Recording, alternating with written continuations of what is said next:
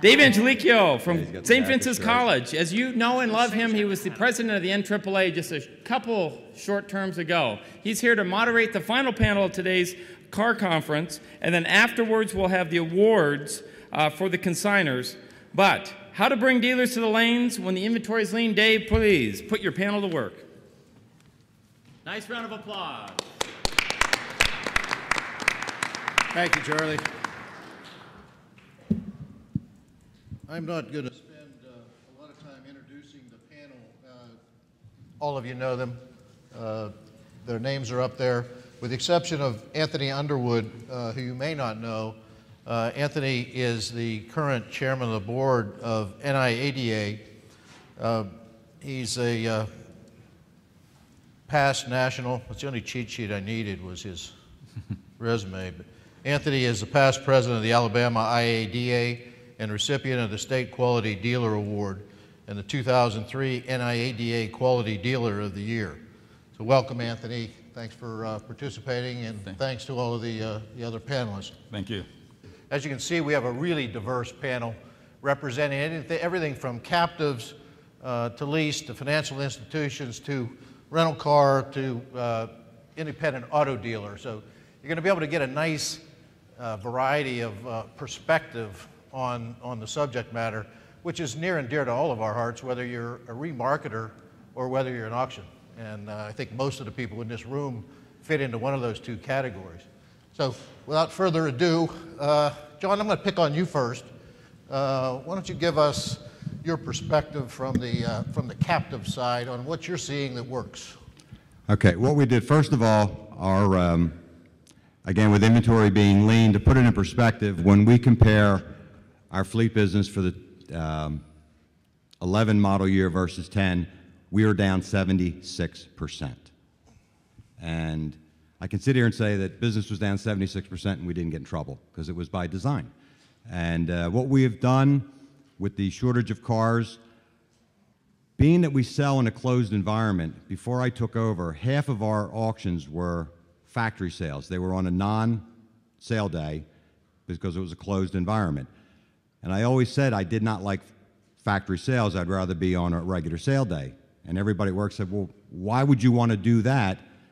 Nobody from the auction other than Subaru dealers can come into the lane.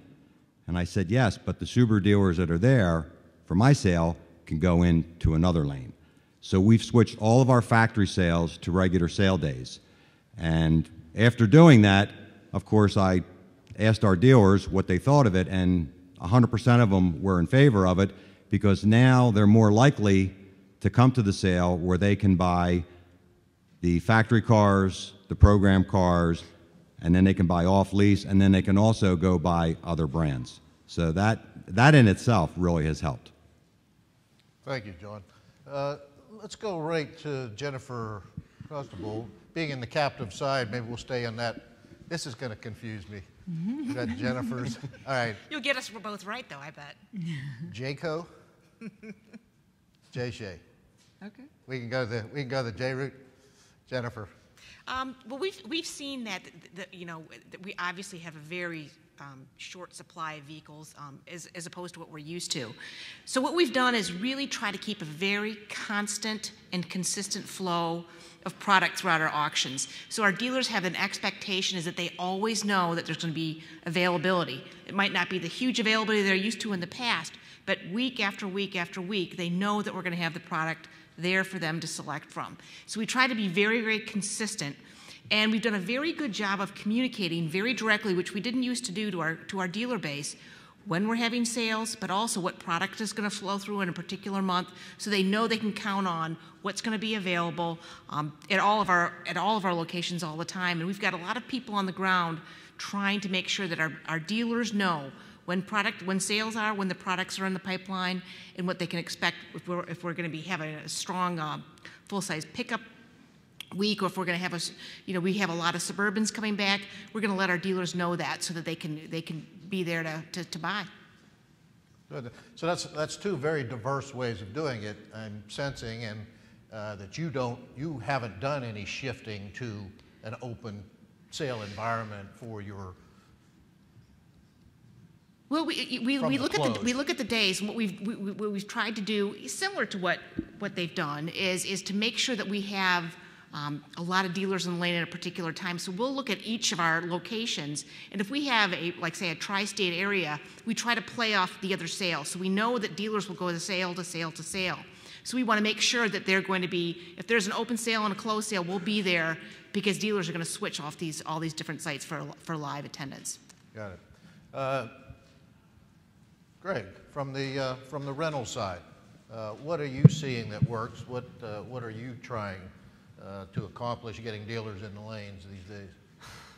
Well, it's our strategy is a little bit different, and our problems are a little bit different. We have volume through the peak selling season of the year, so our concern is about getting dealers in the lane when we have big volume. We're a little bit different from the rest of the rental car companies. We decided several years ago when we got into the risk car game to do a mix of repurchase and risk. So that allows us a lot of flexibility to be in the market when the market's hot. If you look at the used car retail volumes throughout a given year, it's very low in the early months and very low in the late months, and it blossoms in the spring and summer. That's when we've selectively chosen to take cars out into the market during the high season. So we have huge volumes in April, May, June, July, August through September when everybody else is running lean, and we use our repurchase cars to flatten out our fleet in the shoulder months. So our problems are getting dealers into the lane when we have big volumes, not when they're light.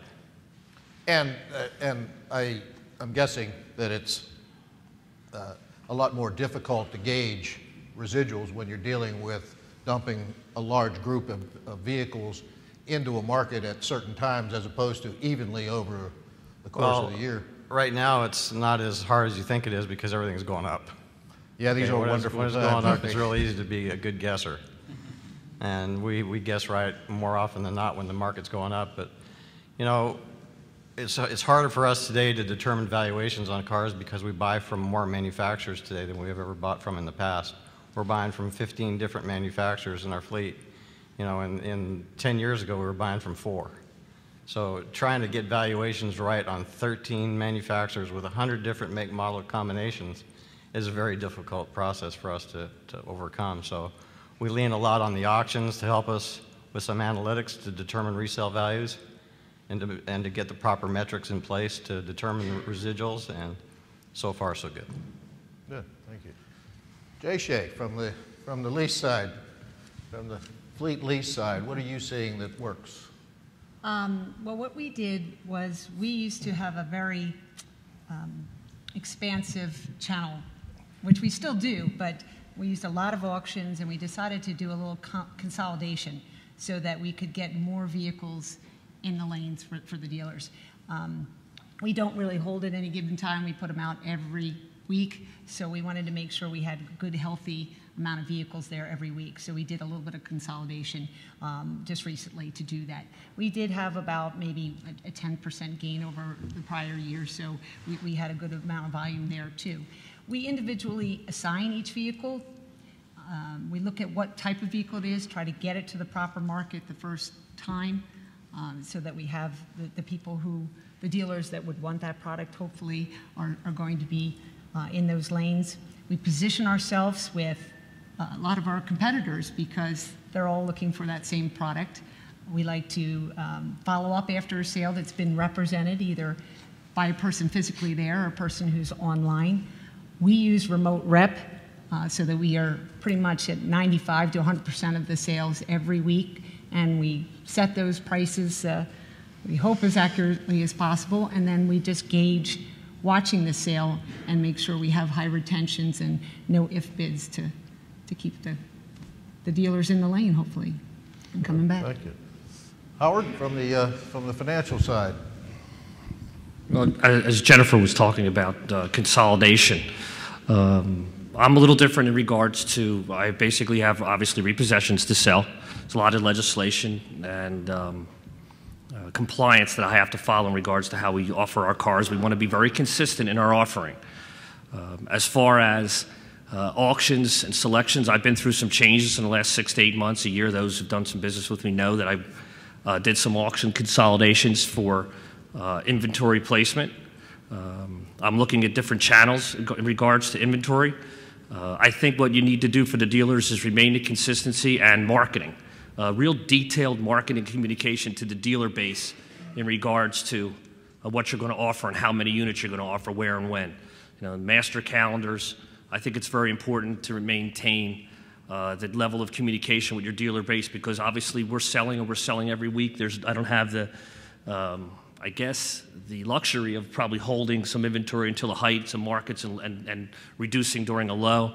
I'm very consistent in my offering because I have to, but I'm very selective in the auctions that we utilize.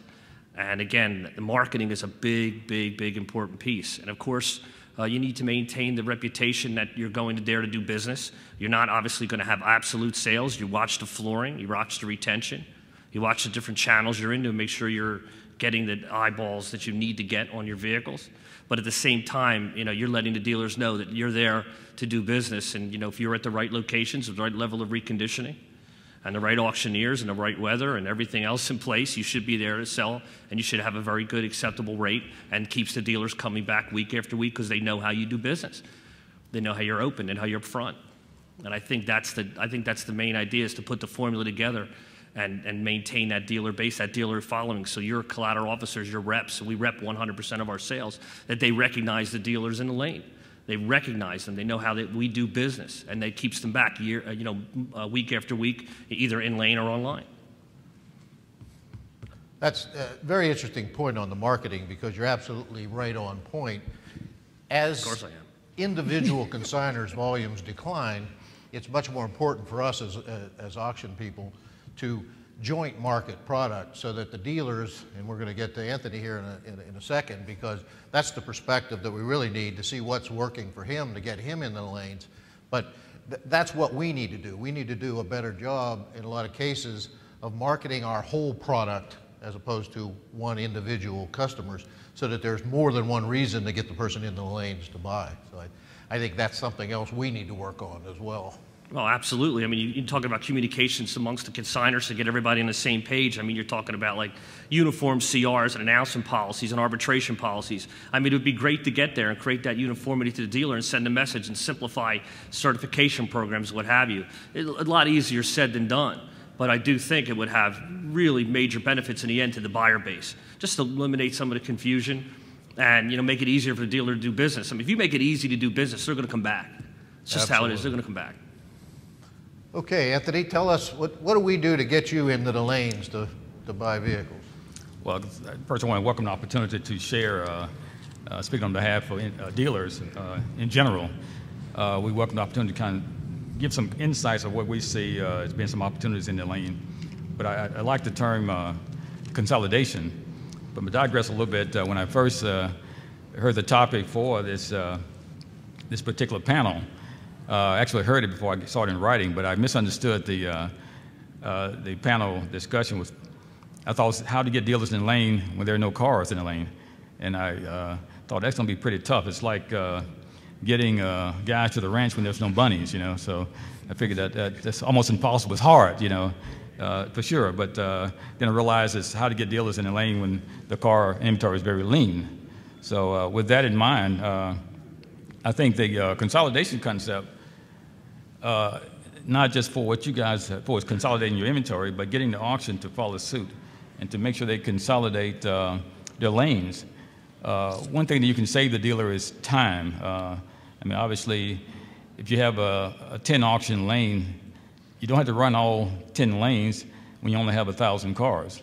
So if you can consolidate those cars and put them maybe in 5 lanes or 6 lanes. And the thing with technology nowadays, most dealers have the information they need before they come to the auction. They have the smartphones, they can go online and check the condition reports. So because of that, what you have now is a very succinct list of what you're buying from to choose from, as opposed to maybe 3 or 4 years ago. I used to go to the auction and just wherever I see that I thought that would sell, I just go from lane to lane. But now I'm working from a consolidated list, so I already know what I'm planning on buying. So those cars was in a very more consolidated area. Like I said, instead of running from lane 1 to lane 10 trying to catch these cars, particularly that it's not the inventory that you have now is not as vast as it was, 3 or 4 years ago. So getting the auction to understand that, hey, let's, I know it's probably looked like when you don't have all lane running is not a good signal perhaps in the business, but I think that it makes it easier for dealers to be able to flow with the cars and be able to save time, because if I can buy the cars that I need in 2 hours as opposed to waiting around for that last lane that's been running, it makes it a lot easier for me to be able to do business. That's just one thought as far as consolidation. I think that was an excellent idea, but take that further and get the auction to follow suit on that as well, to consolidate their inventory to the lanes they have based on the inventory amount they have to run.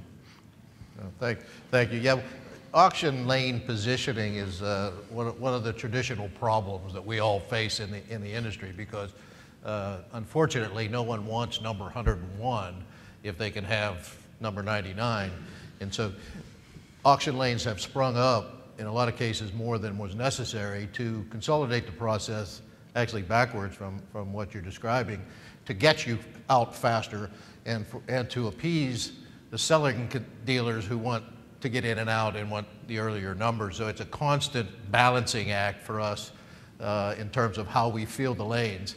And the other side that's complicated that is a lot of the dealer consigners need or want to run all of their vehicles together, even though one of them is a 1980 Chevette and the other one is a 2010 Hummer. So we have those issues, because that makes your job as a buyer much more difficult, because you're standing in a lane and have to wait for the types of vehicles that you buy. We don't have that issue with the institutional sellers, because they run a pretty consistent product, so their stuff is all run together. So I mean, that's the auction's perspective on the numbering side. How about the internet? How is internet playing into the lean inventory, and how is that changing dealers in the lanes versus buying? And Anthony and I talked earlier about the fact that he is struggling to buy online, which is the opposite thing that we would expect, because he can only pick off 1 or 2 vehicles and then has transportation issues because of the size dealer. So it's what we normally think in the auction business is, if you want to buy just a couple of vehicles, it's not worth the transportation to the auction, but rather to buy online. And he's offered a little different perspective on that. Can you expound on that? Well, I think, of course, obviously we do buy occasionally online, and I think one good thing about the online process, it gives you more information. I think with internet buying, it forces more disclosure what the vehicle has or should have. And I think that's been good for everybody, and that even kind of spin off into the lane, because if you look at now, you can go to the lane and see on the screen the whatever heritage the car may have as far as frame damage or any little thing that you can look in writing. So I think the information is a good thing. The problem, obviously, there's a logistic concern when you're buying online. In some auctions, you can only get so many screens or so many lanes you can bid on at one time, so you still have a limitation there. But the biggest thing is, to me, is when you're only buying a couple of cars or one car here or there, the logistics of trying to get those cars back or put them, because really you're buying the car because you need the cars right away. So to be able to buy a car and take 7 days or trying to find a way to be able to get the quantity you need to get it back, it's an issue. Or of course the price is always going to be a problem when it's one car. But it's consolidation, I guess that's the key. But we obviously had to go out further and down to find cars, so we're forced to do that. But it doesn't solve the problem as far as getting cars back fast enough. So location is still an issue. Anybody else on the internet piece of the business and how it's impacting your sales? Well, when it comes to the use of the internet, I was a major proponent when it was first introduced, and I'm really heavy on my auction partners in regards to consistently marketing the internet piece, the online piece. The feedback we get, the dealer base is, they like the process online, they like the disclosure online. The condition report is important, obviously. I hear from some of the dealer panels that we have is the dealers like the amount of disclosure because it's actually more than in the lane. Some of the arbitration policies have been adjusted for the online buyer. You know, obviously the transportation piece, I think my average online buyer right now is about 300 miles away, 275, 300. Fact remains is that, I have specific dealers that I track that only buy online. And they buy the decent amounts of volume, so they probably have, you know, obviously their transportation issues are probably reduced just because of the economies of scale. But I think the internet piece is viable. I think we're going to find out where the sweet spot is. There are dealers that are, you know, very, very much have accepted that particular channel. And it's an important part of what I do and what I track.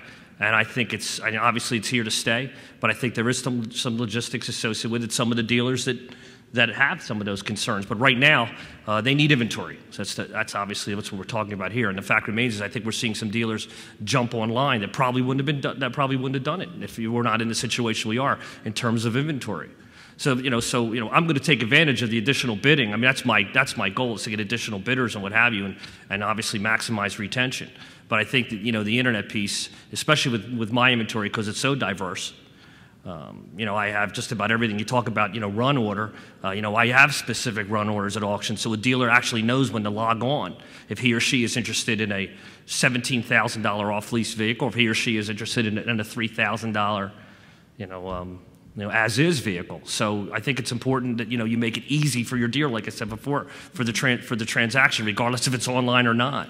But some of those logistics, I mean, there's a lot of companies right now that are working with some of the dealers in the auctions in regards to transportation. They realize that's a major concern. I've been at auctions where I've seen dealers buy online and I've watched a car come out of the lane and drive up on the transport that fast.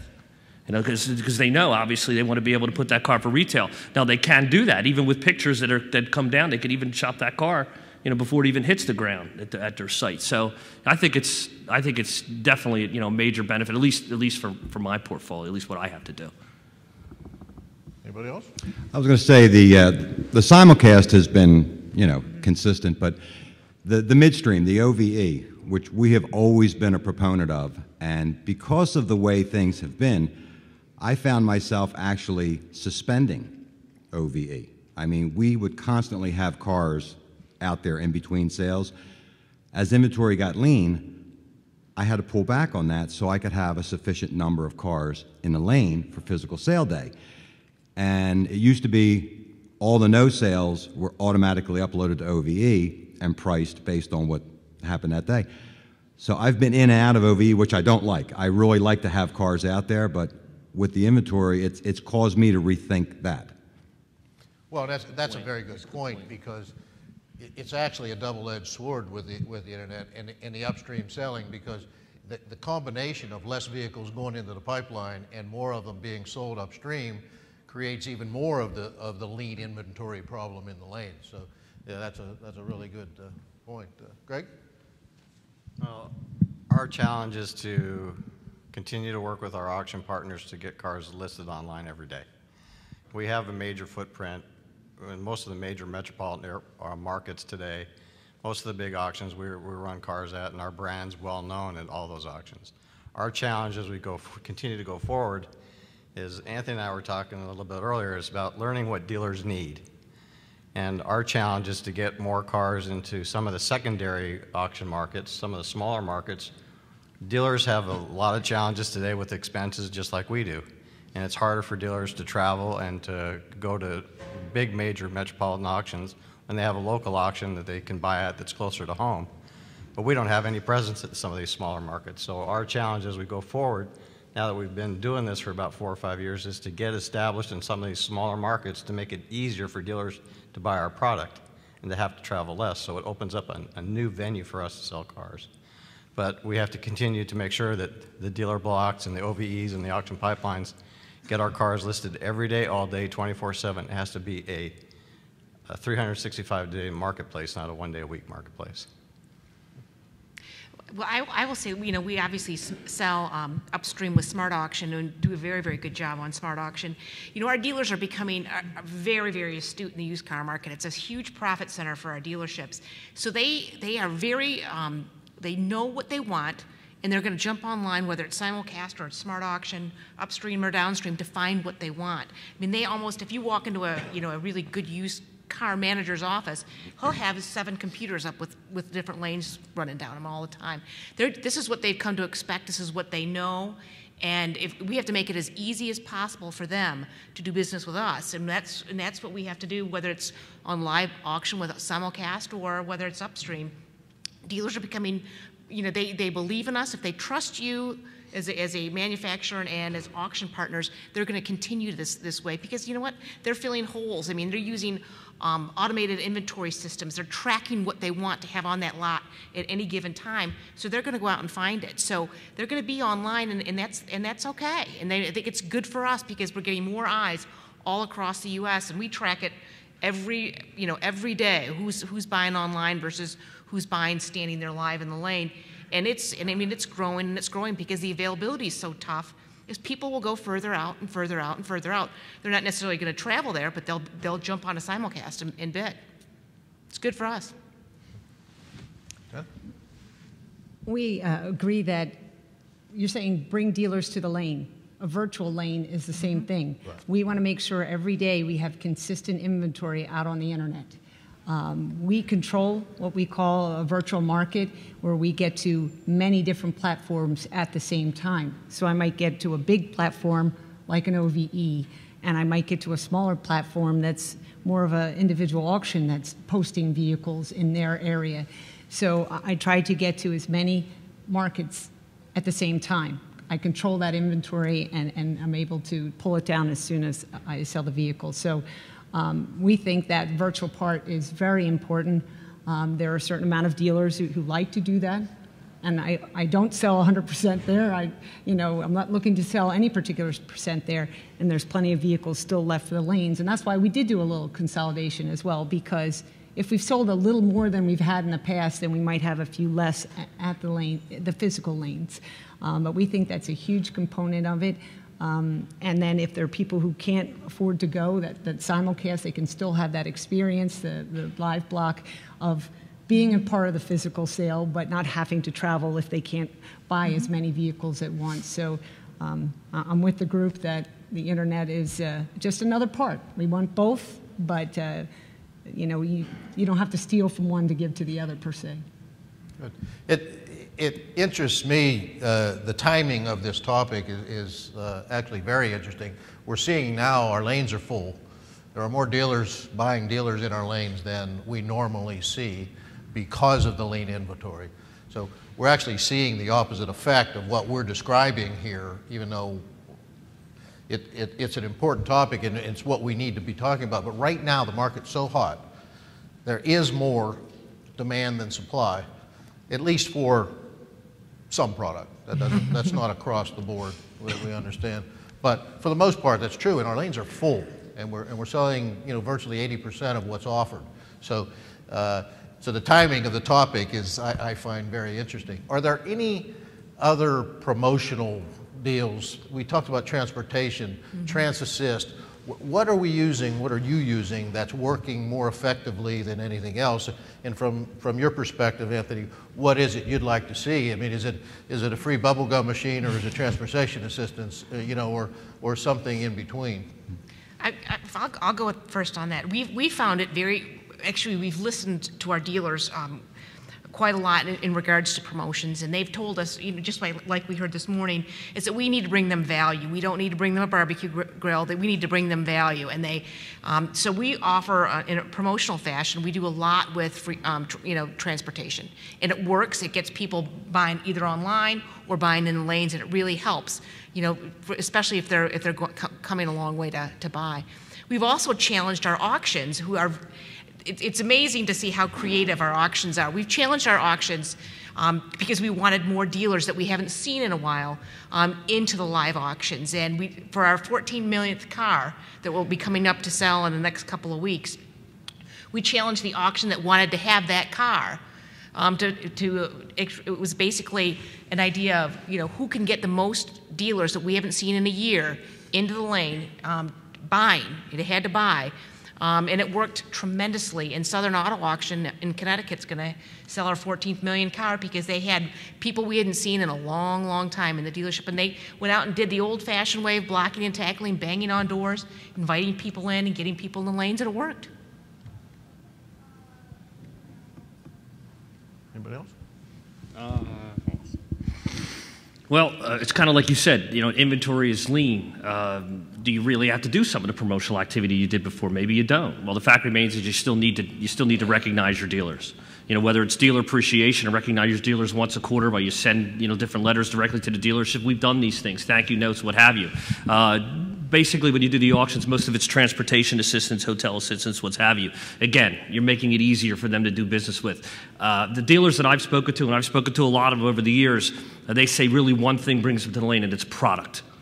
They're interested in what they need for their lots, what they need for their customers. It's not necessarily the big screen TV, or it's not necessarily, like you said, the barbecue. The fact remains is they need product, and if you can assist them in getting that product back to their dealerships so they can turn them quicker, great.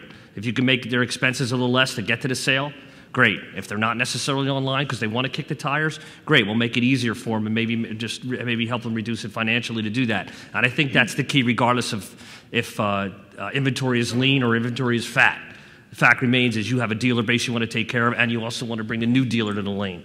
And that's real important to challenge your auction. Say, listen, I not only do want new dealers brought into the lane, I'd like to see like the guys that haven't been there in 3 to 6 months. Take a look at those and get a hold of those and do the old stuff, knock on the door, to call them up and say, you know what, I see you haven't been in the lane in 6 months. Why?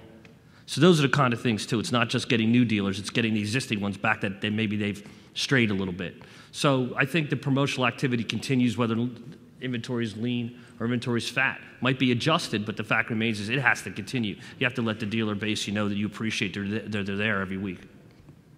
I agree. I was going to say, I agree with Howard with the, you know, you have to have the vehicles for our buyers. And from the manufacturer's side, we have, of course, our finance company, our sister company, handles all the consumer off-lease.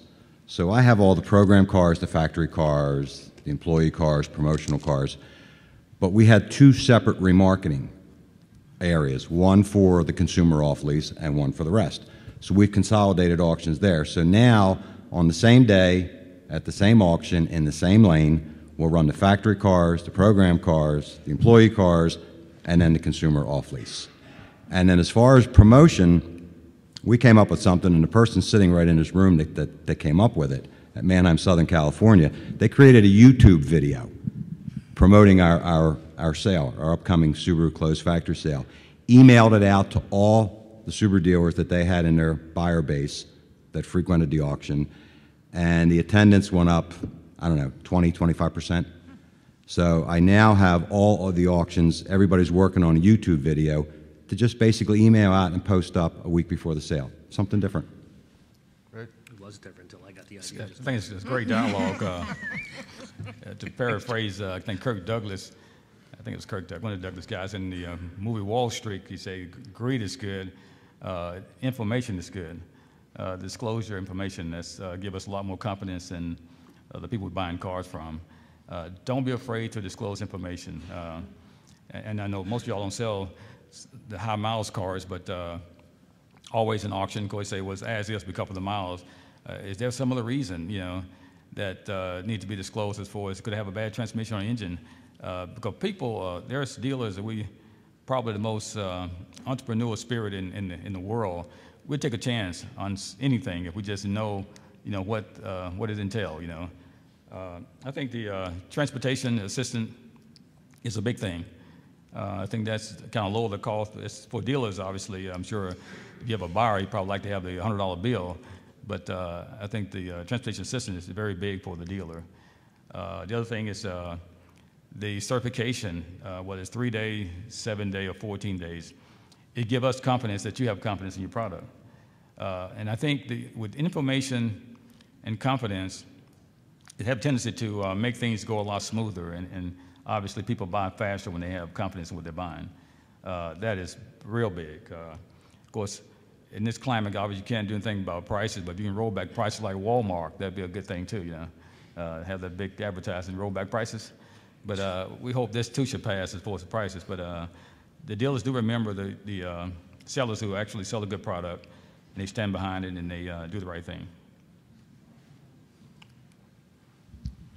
I was just going to jump in on one of the things that Anthony brought up is we've tried to show as many vehicles as we can green light, and we have a lot of vehicles that are over 100,000 miles, but we try to certify them or review them through the condition report to feel confident that that's still going to be a green light vehicle, and just because it's over 100,000, it's not as is. So I hope that that helps in giving confidence, because that was something that we made a change to try to generate more action on those vehicles. That's a biggie. You know, I mean, obviously, something auction over 100,000 miles was as is, but that's okay. I'm okay with as is car, but you know something that we need to know about the car. Disclose that. And I think that somebody would still bid on that car. It's amazing, man. Of course, I've been in this business as an independent dealer since 1994. And you learn something all the time. Of course, unibody damage, you hear that, you know. And I finally got a visual outcome what a unibody damaged car is. I was in the lane, and this car had a bumper the front bumper was off the car, and it was actually had it in the trunk of the car in the vertical position. So you saw the car going through the lane with the bumper sticking out the trunk, you know. I said, that's a unibody car. I said, well, it has two bodies, two parts, you know, and that's what constitutes unibody.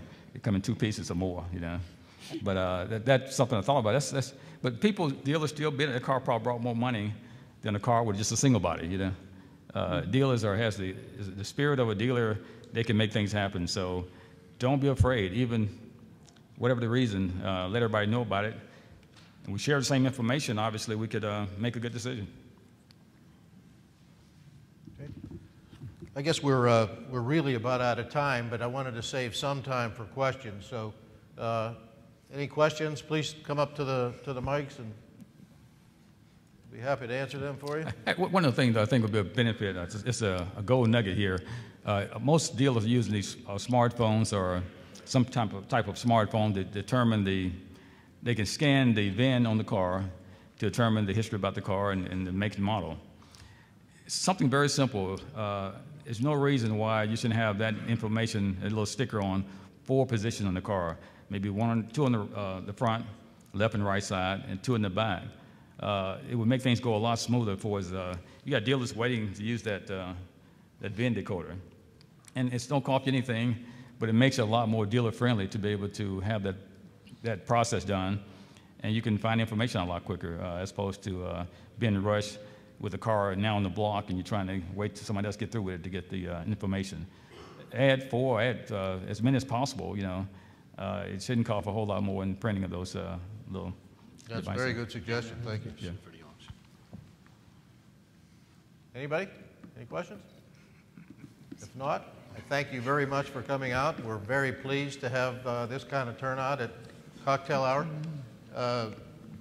Give yourselves a hand for showing up at 6 o'clock. I want to thank our panelists. Great job. Thank you.